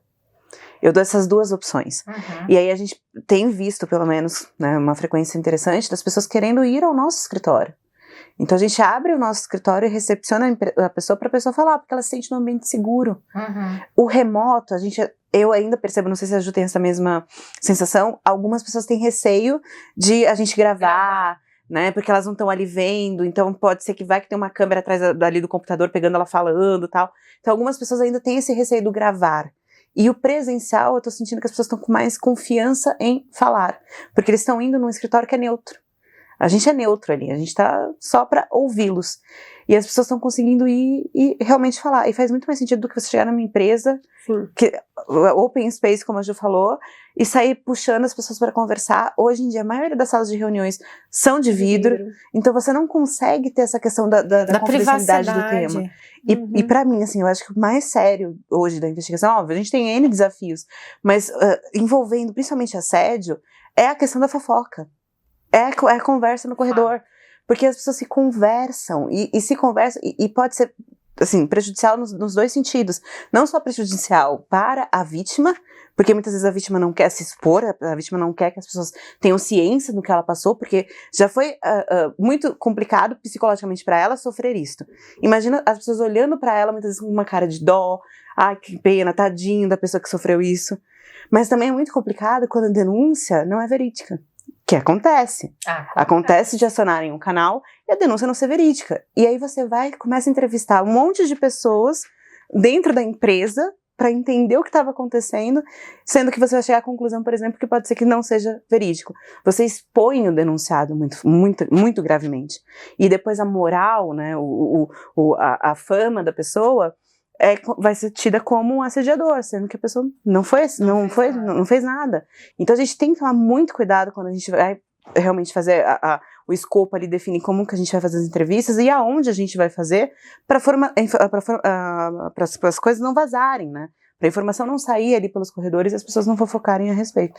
Que infelizmente acontece com muita frequência. E aí a gente tem outro ponto de como é que eu vou, né, que aí é uma dúvida que todo mundo tem, como é que eu vou abordar essa pessoa, como é que eu vou convidá-la para entrevista? Eu sigo também o mesmo caminho. Eu prefiro não abrir que tem uma apuração, pelo mesmo motivo. Quando eu vou pegar um computador, a gente não vai lá falar, gente, é o seguinte, tá tendo uma apuração aqui no seu computador. Não, né? Então a pessoa não sabe o que tá acontecendo. Então eu tenho usado muito um discurso de pesquisa de clima com viés de compliance, porque se a gente entra com pesquisa de clima, a gente tá falando de RH, e não é a ideia, e a gente vai perguntar sobre relacionamento, a gente vai perguntar sobre situações constrangedoras, então a gente não pode criar uma expectativa no nosso entrevistado que não é o que vai acontecer, porque daí ele leva um choque e isso pode assustar. Então eu venho no sentido de, olha, eu vou fazer perguntas para você aqui relacionadas a questões de relacionamento no ambiente de trabalho, de cultura ética, relacionadas ao código de compliance, ao código de ética. Então são temas de compliance, mas que eu quero entender um pouco ali, um termômetro do dia a dia de vocês relacionados a esse tema. Então eu tenho usado muito esse discurso, isso para a grande maioria das pessoas, né? Vítima, quando ela tá sabendo o que tá acontecendo, eu abro. Denunciante, claro, né? Quando ele é conhecido, eu abro. Agora, eu fiz uma entrevista, e aí com a vítima, e a vítima indicou outra vítima. Eu vou chegar pra essa outra vítima, nossa, a gente tá fazendo uma apuração aqui, você foi indicada como vítima. Eu sempre prefiro não, eu deixo aberto. E aí, durante a entrevista, eles trazem, porque a partir do momento que você entra num tema de, em algum momento você se sentiu constrangido no ambiente de trabalho, quem tá sofrendo vai dar indício que tá sofrendo. E aí é hora de você ir lá e entrar no tema. Então, Ju, mas se eu entrar com uma pergunta, um discurso genérico ali, eu vou conseguir tirar as informações? Vai, porque tá doendo. E ela quer falar, ela quer colocar pra fora. Eles saem, às vezes, e falam, nossa, eu coloquei minha terapia em dia, né? Porque tirou aquela dor, aquele peso que tava em cima. Então, esse é um ponto muito importante também, então, do cuidado que a gente tem que ter durante esse processo de apuração para não vazar. E aí, por fim, eu coloco sempre como último denunciado, isso é uma dúvida que surge muito. Tenho que ouvir o denunciado? Sim, eu acho que sim. Eu acho muito difícil a gente conseguir fechar um diagnóstico se a gente não ouve o denunciado. Porque o que acontece? Como é que eu vou definir se é uma gestão agressiva ali, um assédio moral organizacional ou um assédio moral individual, se eu não sei o que acontece ali no dia a dia dele, eu não sei o que está passando no dia a dia dele. Então, eu faço um paralelo, né, sempre, eu tenho filho pequeno, eu uso os exemplos com filho pequeno, que um processo de apuração de assédio ele é igual a um diagnóstico de um médico. Então, meu filho tá com tosse, né, então meu filho tá ali tossindo, pode ser uma alergia, pode ser uma bronquiolite, pode ser tava dando agora que era uma doença que eu esqueci já o nome, enfim, que tava dando tosse também, enfim, então pode ser várias coisas. Uma, eu vou dar um antialérgico e vai resolver. Outra, eu vou ter que entrar com um antibiótico e se eu não tratar direito, ele pode ficar internado. O outro é uma doença viral, né, que eu vou ter que deixar ele ali de repouso, porque se eu colocar ele junto ali no jardim de infância com outras crianças, ele vai passar para todo mundo. Então, para eu acertar o remédio, eu tenho que entender qual é o fundo. Apuração é a mesma coisa. Para eu saber qual vai ser o pós, o que eu vou fazer com isso, porque eu acho que essa é a parte mais importante do assédio. Acho que mais importante do que apurar é a gente apurar, claro, bem apurado, a gente tem uma apuração correta, porque apurar errado é pior do que não apurar. E a partir disso, o que eu faço com isso? E eu só vou saber o que eu tenho que fazer com isso se eu acertar o meu diagnóstico.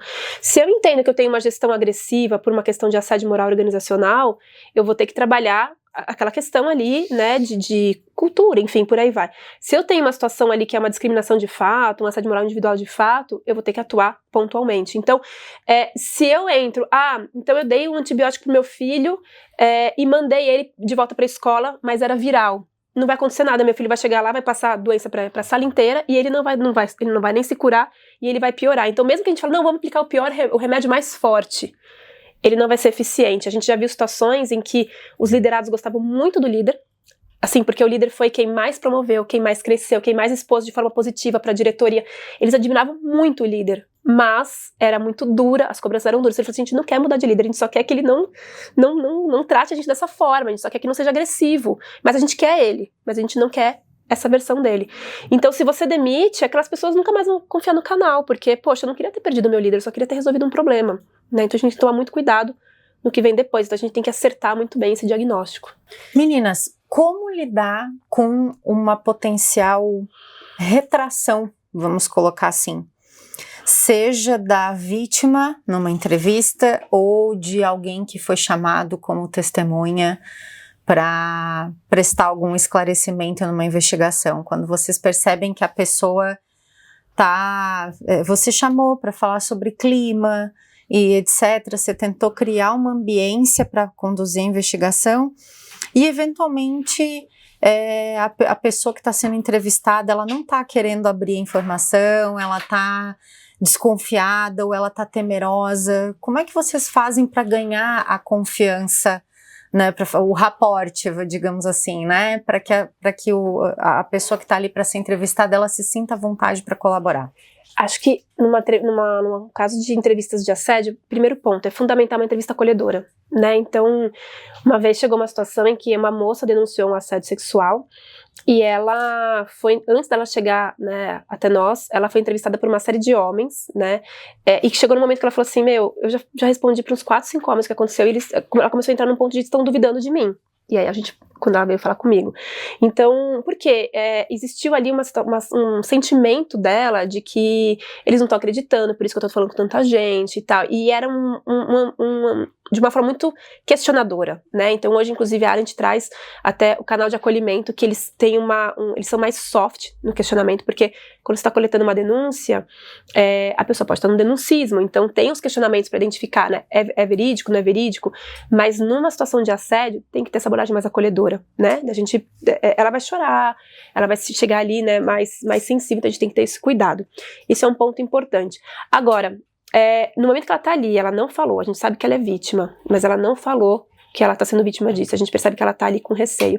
E aí eu vou entrar num ponto de técnica de entrevista, que eu acho que é muito importante. A gente tem que ajudar o nosso entrevistado a se desvencilhar dos medos. Então, por que ele tá com medo? Ele tá com medo de retaliação, ele tá com medo porque é uma mulher ou um homem entrevistando, ele tá com medo porque ele não confia no chefe, porque ele não confia na empresa, porque ele não sabe sobre o tema. O que tá impedindo ele de falar? Então, tem vezes, inclusive, que eu paro a entrevista e falo, fulano, eu tô percebendo que você não tá confortável quando a gente fala desse tema, né? E eu faço uma pausa ali, um parênteses da entrevista pra entender o que tá incomodando, pra gente dar a mão pro nosso entrevistado e vamos junto, eu tô aqui pra te ouvir. Algumas coisas que eu falo até quando eles chegam muito ali sensíveis, ali, né, chorando, mas eu falo, olha, vai ser difícil a gente passar pelo tema, porque eu sei que pra você é difícil falar sobre isso, mas eu te garanto que no final você vai você vai sair daqui melhor do que você entrou, porque você vai ver que você tem apoio, você vai ver que você não tá sozinho, né, então você vai ver que a empresa tá aqui olhando pra você. Então eu acho que ter essa abordagem mais acolhedora, né, então mais empatia, né, então dá o espaço, se tá doendo, deixa doer, deixa chorar, dá esse espaço pra ele, né, ou pra ela, né, pra que ela fique confortável ali no processo e trazer essa confiança que ela precisa, né. Oferecer pausa se necessário, a gente tem visto muito isso, às vezes o nível de estresse, de emoção é tão grande, né, que a gente vai tomar uma água, a gente aguarda, se quiser ir ao toalete. Então, o que a gente fala muito, a questão da acolhida mesmo, da pessoa se sentir que do outro lado tem alguém que está ouvindo ela para resolver o problema, e não simplesmente só para julgar o que ela está dizendo, porque o problema é muito isso, assim, quando você vai fazer entrevista, não adianta você ir com um olhar julgador, com um enviesado. Com um perfil de inquisição. Exato. Também, né? É uma conversa. Não é um inquérito, né? Acho que é importante saber disso, né? Exatamente. Convidar vocês a voltar no app da Nath e do Lu, onde eles falam do planejamento estratégico da entrevista, porque isso aqui tá muito conectado com o que a gente falou lá, né? Veja que aqui é jogada de mestre, entender quem a gente vai colocar.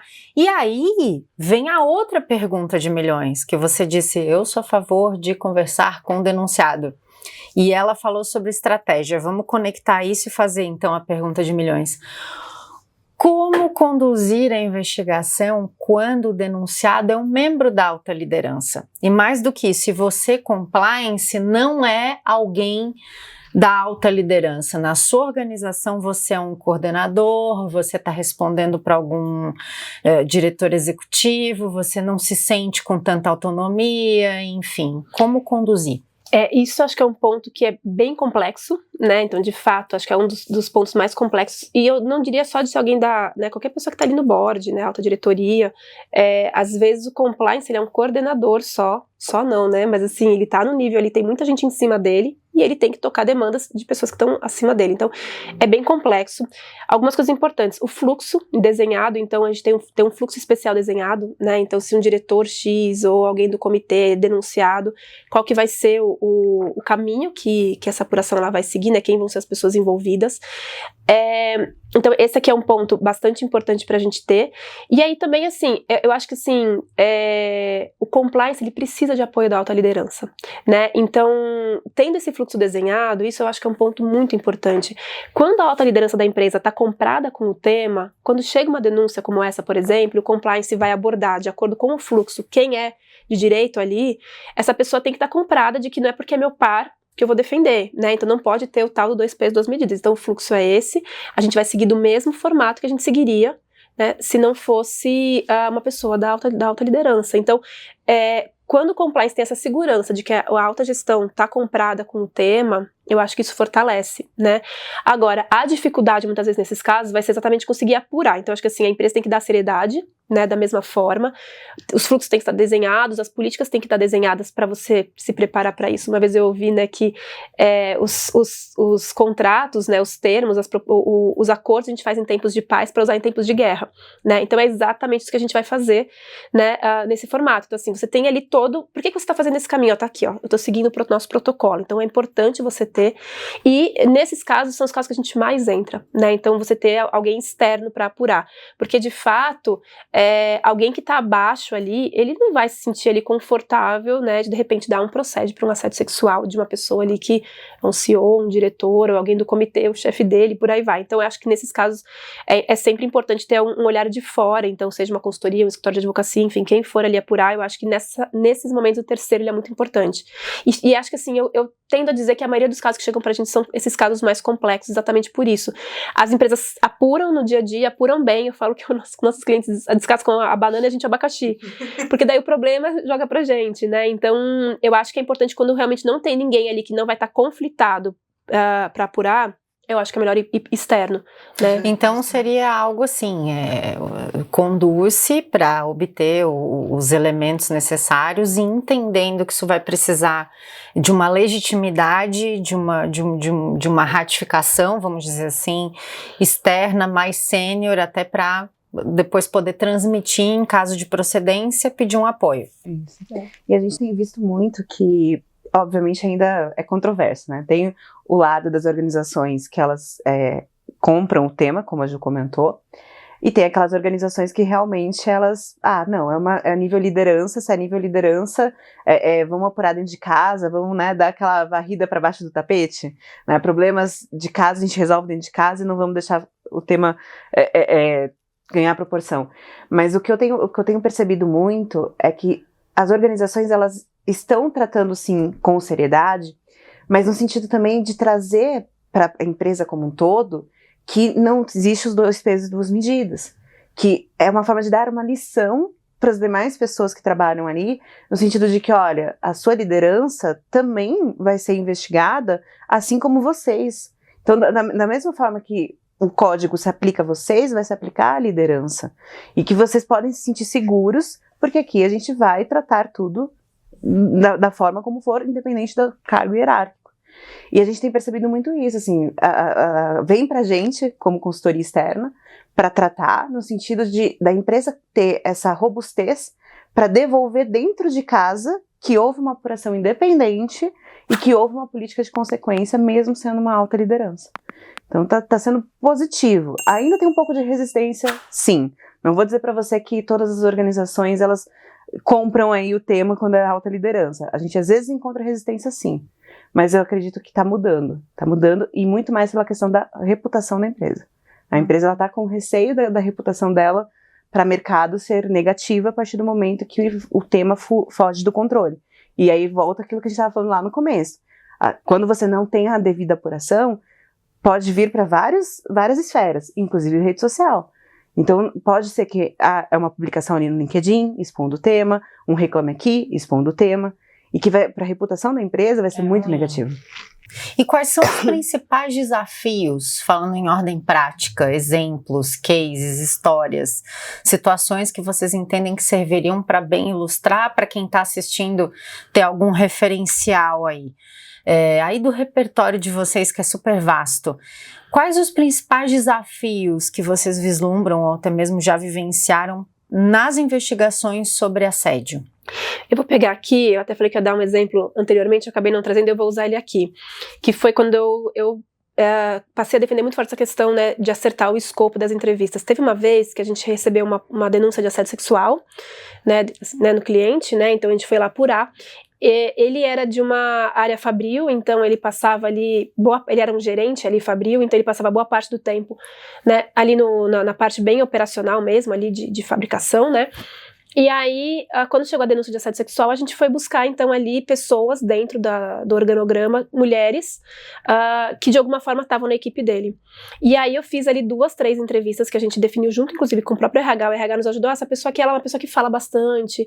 Quando acontece alguma coisa, ela não fica quieta, ela gosta de levar pra frente, tá? Então é uma pessoa que se tiver alguma coisa acontecendo, ela vai falar. A gente pegou uma supervisora que respondia diretamente a ele. Então, assim, ela é a pessoa que tá mais no dia a dia com ele. Então a gente pegou algumas pessoas ali e aí eu fiz 3 entrevistas. Todas elas trouxeram assim que nada acontecia. E aí o que eu percebi?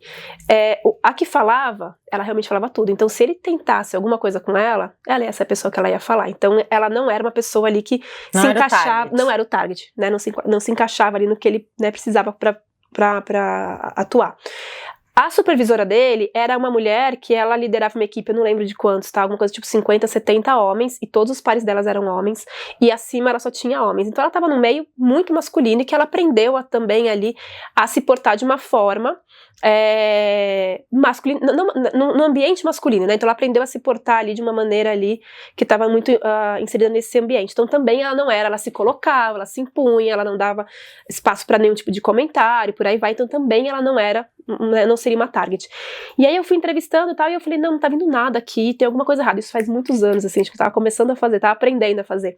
Eu falei, tem alguma coisa errada. E aí eu voltei com o cliente, falei, olha, eu não tô conseguindo buscar essas informações, não veio nada, e a denúncia, ela tinha uma certa consistência. E aí eu perguntei pro cliente, assim, né, eu falei, quais são as outras pessoas com quem ele, no dia a dia, ele se relaciona, as outras mulheres? Ele vai muito ele sobe muito na parte de back-office, ali, administrativa, por questões financeiras e tudo mais. E aí eu peguei as mulheres do financeiro e que interagiam com ele no dia a dia, que não tinha nada a ver com subordinação, né, um pouco daquilo que a gente falou no começo. Quando eu conversei com elas, foi 100% da amostra disseram que tinham comportamentos sexuais inadequados. Fosse brincadeiras, fosse comentários, fossem elogios. Então, voltando um pouco à questão do elogio, né? É muito raro a gente pegar uma situação como essa, que, não, eu nunca vi ele fazer nada, isso aqui foi uma situação pontual, única. Geralmente sempre tem, ele elogia muito, ele brinca muito. Então, a gente tinha isso. E teve, eu nunca me esqueço disso, teve um comentário, inclusive, eu falei assim, Ju, quando ele tá no café, eu saio andando de frente. Então, assim, ela não tinha coragem de virar de costas pra ele. E quando eu fui falar, né, quem tava no dia a dia com ele, não veio nada. Então, o comportamento era assim, era tão escrachado a esse ponto. Mas quando a gente errou a amostra, a gente não veio nada. Então, a gente poderia ter dado um não procedente. Então, acho que esse é um grande desafio, a gente acertar. Então, assim, e aí é quase que uma batalha naval, né? Você vai atirando ali pra ver onde você acha, tentar atirar o menos possível. Então, acho que esse é um grande desafio. E aí isso se torna um desafio ainda maior quando você tem áreas muito grandes. Então aquelas denúncias que elas vêm vazias, né, e que você fala, mas por onde eu começo? Né? E aí de novo você tá né, você não tem nenhuma dica ali, então isso eu acho que é muito difícil a gente conseguir ajustar essa amostra dentro de equipes muito grandes. Então acho que esse é um grande desafio. E eu acho que outro desafio também é quando a gente tá falando de alta direção, né, os cargos, né, mais altos gerencialmente falando, porque daí de fato tem um receio, né, ou do compliance, ou do RH, de quem está apurando, né, então acho que eu vejo esses 2 pontos como os pontos que eu vejo que mais difícil. E o que a gente tem vivido muito esse ano, principalmente, é a questão da volumetria, né, então as volumetrias de todas as empresas... Muitas denúncias. Todas as empresas vêm trazendo isso, assim, os dados do canal, eles só sobem. Né? E causa raiz? Vocês têm isso em estatística? Por que aumentou tanto? Aí é uma análise que eu faço do que eu ouço, né, assim, do dia a dia. Eu acho que tem uma questão de que hoje a maioria dos canais hoje eles já estão mais maduros, então são canais externos, né, são canais independentes, a gente tem um compliance mais maduro. Acho que a gente aqui, né, viveu essa mudança de compliance, então 10 anos atrás compliance não existia, né, então hoje em dia não só tem, como eu vejo que as empresas estão com compliance mais maduro, então acho As pessoas confiam mais no canal hoje em dia do que confiavam antes. Então não é que não tinha, né? Eu acho que sempre existiu, só que hoje a gente conhece. Então acho que esse é um ponto. Segundo ponto é uma questão cultural. Então hoje isso é falado em todos os ambientes, não tá só dentro da empresa, né? Esses dias, meu ex-marido, ele é personal e ele entrou agora para trabalhar numa rede de academia grande. E ele, que não vive nada o mundo corporativo, ele veio falando, você sabia que quando eu entrei lá eu fiz um treinamento de assédio? Eu falei, nossa, que legal, porque é um ambiente que não se fala desse tema, né? Ele tá totalmente, ele trabalha de tênis e bermuda, tá totalmente fora do ambiente corporativo.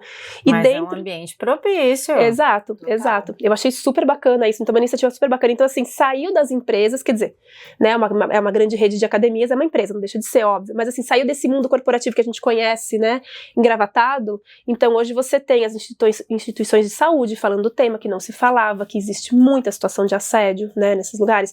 Escolas estão começando a falar sobre o tema, né, então esses lugares, né, que não são frequentes ali, que não estavam no dia a dia ali no discurso, e tá vindo, né, cada vez mais forte, as pessoas falam. Com mais conhecimento também, e eu até, se eu não me engano, eu comentei isso no outro episódio, pós-pandemia a gente tem percebido que as pessoas, elas estão um pouco mais intolerantes, digamos assim. As pessoas sabem do direito delas, as pessoas sabem o que é certo e o que é errado, e o nível realmente de tolerância para as questões erradas está muito menor do que era. Então hoje as pessoas, elas expõem mais a situação. Então eu sei o meu direito, se eu sei o meu direito, se eu sei o que você está fazendo comigo é errado, eu vou expor. Antes as pessoas tinham medo. Eu acho que tinha falta de informação. Eu nem atrelo isso a momentos, eu atrelo isso a rede social. Então hoje qualquer um entra no Instagram, onde for, no Google, no ChatGPT. Faz um manifesto. Exato. Sim. Então assim, a gente tem muito mais acesso à informação que a gente não tinha antes, e isso tá ali muito, e é muito fácil você reclamar. Então eu concordo, assim, acho que existe uma intolerância, porque hoje eu sei que a pessoa não pode falar assim comigo, né, eu sei que ele não pode me tratar assim. Se a gente pega as pessoas ali de, sei lá, né, que hoje tem 60, 70 anos, isso acontecia da mesma forma, né, então, recentemente eu tava conversando com a minha mãe, ela falou, Ju, você fica falando desses temas, tá? Ela falou, teve um cara que trabalhou comigo, que eu tenho certeza que ele teve burnout, ele teve um AVC na época, e faleceu por conta do AVC, e eu falava, eu vi o quanto ele era estressado por conta disso. Ela falou assim, Ju, hoje, quando eu vejo você falando desse tema, eu vejo que ele estava no burnout, e ele sofria assédio de todos os lados, e ele chegou no nível extremo, né? Hoje em dia a gente não aceita isso, né? Então hoje em dia a gente não chega nesse ponto, né? Deixa eu trazer um desafio que não foi falado aqui, mas como a gente está ficando especialista e a gente precisa gerar cortes, eu vou gerar um corte maravilhoso para esse videocast, para facilitar o trabalho do Rafa e do Xandão, fazendo uma pergunta que eu considero que está ligada ao que a gente falou de desafio. Empresas hoje pejotizando muito. Muita pejotização. Isso a gente vê muito em empresas de tecnologia, startups principalmente, que acham que não precisam ter compliance, que acham que não precisam ter canal, mas aí a gente só vai deixar esse manifesto aqui, não vai nichar tanto, mas o ponto é, muita pejotização. E a Ju começou falando da cartilha do TST. E o que a gente escuta de muitas empresas é que o PJ, ele não é alvo de assédio. O PJ, ele não pode ir ao canal e dizer que foi assediado porque ele é um prestador de serviço, ele não é um empregado. E aí, existe assédio quando a gente fala de PJ? Sim. Bom corte, hein? Pega essa visão, hein? Existe? Então desenvolva pra gente deixar esse corte mais maravilhoso do que ele já começou. Todos colocar assim, os stakeholders ali, né, que estão dentro da empresa, podem ser vítimas de assédio. Então, Ou assediar. Ou assediar. Bem colocado. O PJ, o gerente PJ, o executivo executive as a service, pode ser um assediador? Pode. Olha às vezes é mesmo. A nossa conclusão é de que sim. Porque ele acha que tem imunidade? Já aconteceu de vocês terem essa percepção? A percepção que eu sinto é que ele pensa assim, eu sou PJ, não vai me acontecer nada, eu não tenho vínculo, eu não tenho, enfim, eu tô aqui só pra fazer aquela entrega final e eu vou fazer meu trabalho e ponto final. E aqui é porque esse corte tem que viralizar, porque tem muita gente que não sabe disso, sabia? Muitas empresas, quando chegam, mas a situação está acontecendo no meu fornecedor, eu preciso investigar. Precisa, né? O canal mesmo, né? Quando a gente traz os dados do canal ali, a grande maioria das pessoas que denunciam são colaboradores, né?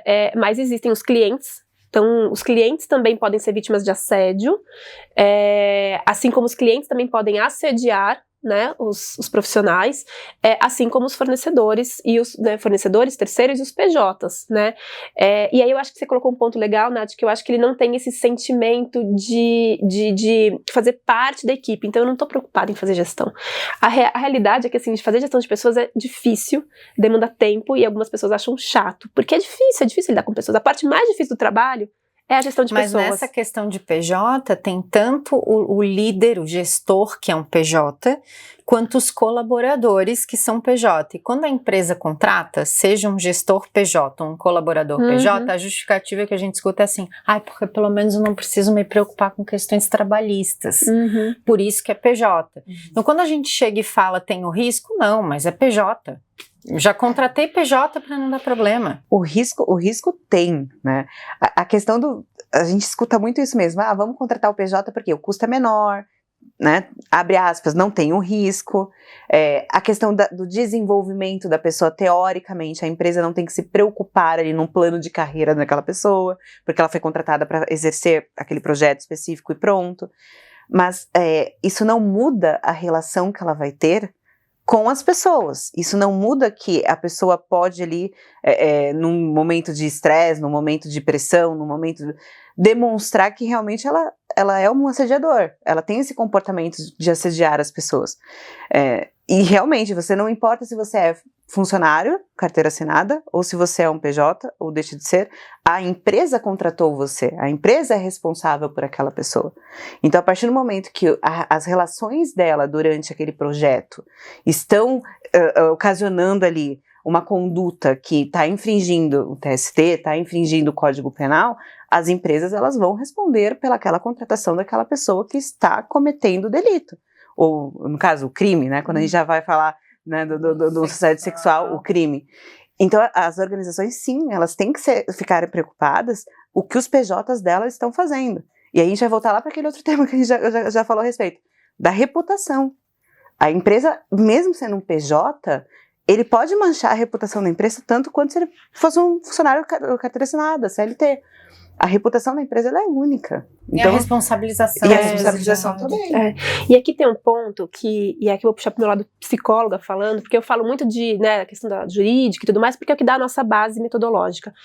Mas eu trago que, independentemente do que a justiça vai falar, é o que acontece dentro da sua empresa, no sentido realmente de você ter um ambiente saudável. Então, toda vez que eu faço muita palestra ali, ou muita conscientização, até às vezes de alta liderança, né, workshop com alta liderança, comitê e tudo mais, pra gente trazer pra eles qual que é o impacto que você tem dentro da sua empresa quando você não tem um ambiente saudável. Então, assim, tem a questão reputacional, tem a questão jurídica, mas tem a questão dos funcionários, propriamente dito. Então, funcionários doentes, eles não vão entregar, eles vão, assim, fora a pessoa, porque pra mim esse é o ponto mais importante, eu acho que a gente tá falando de uma pessoa do outro lado. Tem muitas vítimas que eu entrevisto e é uma coisa que eu me questiono muito, será que essa pessoa, em algum momento, ela vai conseguir se recuperar disso? Eu já ouvi, assim, relatos muito pesados de pessoas que sofreram muito, a ponto de eu chegar uma vez e ouvir de uma menina que ela era super nova, que tinha, assim, um potencial enorme, que, assim, ela tinha o sonho de virar uma diretora, uma CEO, e ela tinha um potencial enorme, e ela estava sofrendo assédio moral de um par. E ela falou assim, Ju, eu voltei a fazer xixi na cama. É esse meu nível de estresse que eu tô. Então, assim, um adulto, né, passando por isso. Ou desistir. Não, às vezes acontece. Eu já tive casos de ter ouvido isso. Eu já pensei em tirar a minha vida. Então, assim, você tem uma pessoa do outro lado, né? E tirar a vida ou até desistir da carreira. Sim. Eu conheço pessoas que pivotaram completamente a carreira. Não, eu não posso ouvir falar disso, que eu tenho pânico. Eu fui pro artesanato, eu fui fazer qualquer outra coisa porque eu não posso ouvir falar disso, porque eu comecei a tomar medicação, eu tenho crise de pânico, eu sonho à noite, eu não consigo. Eu fiz uma entrevista super recente, assim, e a pessoa, ela usou exatamente esse termo. Ela falou assim, olha, quando eu fiquei, né, eu tomei ciência da situação e tal, e começou a acontecer comigo, me deu insônia, me deu ansiedade, eu estou tomando medicação, e eu cheguei à conclusão de que eu não quero ser líder, porque o meu líder faz isso comigo, me minou desta forma, e eu não quero ser um líder. Eu não quero que as pessoas passem pelo que eu estou passando. Então, o nível do psicológico, de abalar a pessoa é tão grande que a pessoa realmente, a saúde, ela vai acompanhar junto. É óbvio que ela vai acompanhar. Se a pessoa está desgastada, a saúde da pessoa vai se desgastar também. Então, a questão da medicação, ela é real. A gente vê um alto índice de pessoas que estão sofrendo assédio que tem que recorrer ao tratamento psicológico, que toma medicação. E a questão de desistir de carreira também, a gente escuta isso muito. Ou de desistir de carreira, ou de desistir de chegar numa posição X, que era o sonho da pessoa. E como eu comentei, eu já ouvi relatos de eu pensei em tirar a minha vida. Aí você foi votado por uma questão de assédio sexual, onde houve um estupro também, enfim. E a resposta foi essa, eu pensei em tirar a minha vida. Nossa, que delicado, né? Então é muito difícil. E aí não importa, né, se tá no TST, não tá no TST, tá aqui, tá lá, não importa. Porque é isso, eu falo, no final do dia são vidas que a gente trabalha, e qualquer pessoa hoje que trabalha, ela pode passar por uma situação de assédio. Não é só uma pessoa que, como eu disse, né, que tá numa corporação XYZ, qualquer lugar. Então eu acho que esse é um ponto muito importante, a gente cuidar do ambiente que a gente tá. E fora, né, a questão dos impactos para a saúde mental, para aquela pessoa ali, né, para aquele ser humano, a gente tem também uma questão de impacto mesmo, e aí olhando para a questão, né, do órgão mais sensível do ser humano, que é o bolso, que é o impacto financeiro que você tem. E eu não tô falando de causas trabalhistas, nada disso, mas de queda de produtividade, de trocas ali, né, funcionário que está afastado por questões psicológicas, né, burnout, ansiedade, por aí vai, você tem que repor, então às vezes você tem que entrar com um recurso extra, porque a outra pessoa, um burnout, a pessoa chega a ficar 1 ano afastada, então você vai ter que pôr um recurso ali a mais, Ju, e por aí vai. Eu vou te interromper, porque eu acho que a sua fala ela é excelente para a gente tocar num ponto que seria a amarração aqui do nosso papo, para a gente começar a pavimentar aí o nosso ponto de chegada, né? Vocês estão falando disso, você trouxe antes a questão do negócio, da produtividade, você também mencionou que faz um trabalho preventivo muito interessante, você está falando, né, do impacto do burnout, a questão de perda financeira. Eu vou trazer tudo isso, e antes até foi falado por ambas a importância de alta gestão estar comprada frente ao canal. A gente, aqui no Tom, na The Talk, a gente traz a operação para depois a gente mostrar o valor disso para o nível estratégico, né? Então é negócio no fim do dia, né? Então muitas vezes a gente vê os próprios compliance officers ou os analistas, o pessoal do time de compliance referindo dificuldade de vender a ideia do canal, né? Muitas vezes tem o canal porque precisa ter, porque é um pilar, mas qual é a importância que a alta gestão dá para isso, né? Ou seja, é possível, e a gente parte muito da premissa, vou levantar a bola para vocês cortarem, de que o canal de denúncias, se ele é bem comprado e ele é gerido à vera, ele é um protetor do planejamento estratégico. Ele é um protetor do planejamento estratégico à medida em que você resguarda time, você mantém a produtividade ativa, você diminui o turnover e uma série de questões. Então, levantei essa bola para que vocês comentem um pouco a respeito e falem do trabalho preventivo que vocês fazem, né? Para a gente não ficar só pensando no paciente que já está lá na hemorragia, o canal com a denúncia para tratar, e a gente entende então quais são as lições aprendidas, como é que a organização pega as lições aprendidas de uma série de denúncias e ela converte numa postura para mudar a cultura organizacional, né, no fim das contas. Bom, eu acho que esse é um ponto super importante. Eu falo que hoje eu lidero hoje 2 áreas que são desafio, porque compliance e ESG são vistas ainda como custo. né? Então, a gente não tá na área de negócio, a gente não tá trazendo dinheiro pra empresa. E aí, o que acontece? Quando você tem ali, eu preciso de uma equipe pra investigar, ou até quando chega pra gente, o cliente fala, não tenho budget, porque ninguém quer pagar, né? E aí eu falo muito isso, investigação é mais caro que prevenção. Então, se você não quer gastar dinheiro com investigação, invista na prevenção, né? Então eu acho que esse é um ponto super importante. Aí eu acho que assim, é a questão de conscientizar, né, exatamente a alta liderança. Acho que o caminho é esse, de mostrar o porquê que o canal é eficiente. Então assim, e aí até trazer dados e números mesmo. Então eu já vi algumas empresas que fizeram ali um deparo. Então pega os dados do canal e cruza isso com a questão, né, das entregas que aquela área está fazendo, né? Então, porque você consegue mostrar isso de uma forma, evidenciar isso, né, de uma forma ali que fique claro, olha, aqui a gente está tendo uma dificuldade muito grande, né, de gestão, então a gente está tendo uma gestão ali tóxica, e a gente está tendo todos esses né, esse turnover, a gente está tendo esses afastamentos, a gente está tendo queda de qualidade, e olha só, essa área aqui, a gente tem um índice super positivo de uma avaliação, por exemplo, de desempenho, a gente está aqui tendo, então você consegue mostrar, eu acho, exatamente esses números, porque se a gente ficar num discurso de vamos ser uma empresa feliz, não vai ser comprado. Né? A gente quer empresas felizes, né? Mas não vai ser comprado, né? No final do dia a gente tem que entregar resultado, né? As empresas, esse é o foco da empresa, então a gente tem que mostrar o resultado que isso traz. Eu tive uma vez uma situação em que a gente tinha um VP que foi denunciado por assédio moral. E assim, foi um dos casos que eu acho que eu tive mais casos de assédio moral dentro do mesmo caso. E ele era o número 1 da empresa, no sentido de que ele trouxe a empresa para o Brasil. É uma empresa grande, assim, não grande, mas grande de nome, uma empresa renomada.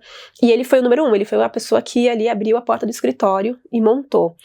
E ele realmente, tecnicamente, ele era inquestionável, né? Só que ele era um VP, então a forma como ele lidava ali, né, no dia a dia, estava se alastrando assédios por todas as outras equipes, porque ele assediava os diretores, ele estava abaixo do CEO, mas o CEO não entrava em nenhum embate com ele, então o que ele falava, o CEO respeitava. Ele estava ensinando todas as lideranças, as diretorias ali, os diretores a ter o mesmo comportamento, e isso estava disseminando. Então, o compliance officer, a gente virou até amigos, a gente se falava tanto que hoje em dia até falei, quando é que a gente vai tomar um café, né? Então, porque vira e mexe numa situação de assédio em alguma das diretorias, e assédio moral individual mesmo, tá? Eu não tô falando de assédio moral organizacional. Eram vários focos de assédio, tá? E aí um dia eu cheguei pra ele e falei assim, olha, enquanto a gente não resolver a questão do VP, você vai me ligar aqui mensalmente, semestralmente, enfim, a gente vai continuar com essa recorrência. A gente tem que resolver a situação do VP. Um dia chegou uma denúncia do VP, e aí ele falou, Ju, agora a gente vai pegar ele. E foi uma apuração bem complexa, e eu lembro até hoje, quando eu fui apresentar o resultado, a gente identificou o assédio de fato, quando eu fui apresentar o resultado para os acionistas, né, porque o CEO nem entrou nessa conversa, a gente foi direto nos acionistas. Eu ali, reunião com o acionista, né? Você fala que você marca meia hora, eles atrasam 10 e falam que tem 5 minutos, né? Exato. Então, a gente já tá acostumada. E aí eu cheguei lá e eu falei, olha, antes de eu dar o resultado, eu vou te mostrar o impacto que você tá tendo por conta do comportamento que a gente identificou, e depois eu vou te falar o resultado. Eu gastei muito mais tempo e saliva ali pra mostrar os impactos que aquela situação toda causava, e aí depois eu trouxe o resultado. Então, por que eu tô trazendo isso? Porque a partir dali, então, eles entenderam. A gente tem que fazer essa virada de chave do boarding, vamos fazer treinamento. Ah, Ju, mas eu não consigo parar 1 hora a minha operação. Gente, é 1 hora. Né? Assim, a semana tem 40 horas, o mês tem 172 horas. 1 hora pra gente falar, a gente não vai conseguir.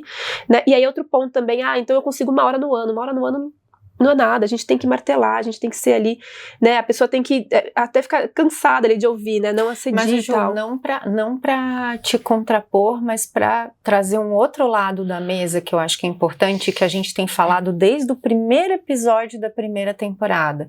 A importância de o pessoal de compliance ter essa visão que você está oferecendo aqui.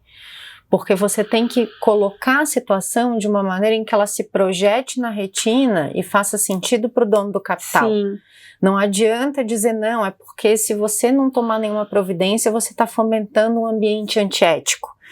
Esse discurso ele não é ilegítimo, mas ele é gasoso. Sim. Quando você fala de negócio. Sim. Isso não vai ser sexy o bastante para que ele entenda o impacto que isso está trazendo na execução da estratégia e, consequentemente, no resultado. Sim, sim. E aí eu acho que é legal eu puxo, inclusive, para esses, né, esses casos que eu trouxe, o que eu fiz? Eu trouxe ali notícias de mídia. Então eu fui mostrando para eles os impactos. E aí, você pega aí recentemente, qualquer coisa que você olhar na mídia hoje em dia, né, você chove ali de causas de 200 mil, 300 mil, casas que chegam a casas ali de 1 milhão. E eu trago um exemplo do Carrefour, né, então acho que isso ficou muito claro ali na época, quando aconteceu aquela situação, né, da pessoa que foi ali agredida fisicamente, né, no Carrefour. Isso está na mídia, tá? Então eles perderam, se eu não me engano, 5 bilhões de valor de mercado. Então assim, quando eu falo assim, não, mas é que a fraude ela tem muito mais impacto, eu falo, não tem, eu nunca vi, não sei se você já viu, Nath, uma fraude de 5 bilhões.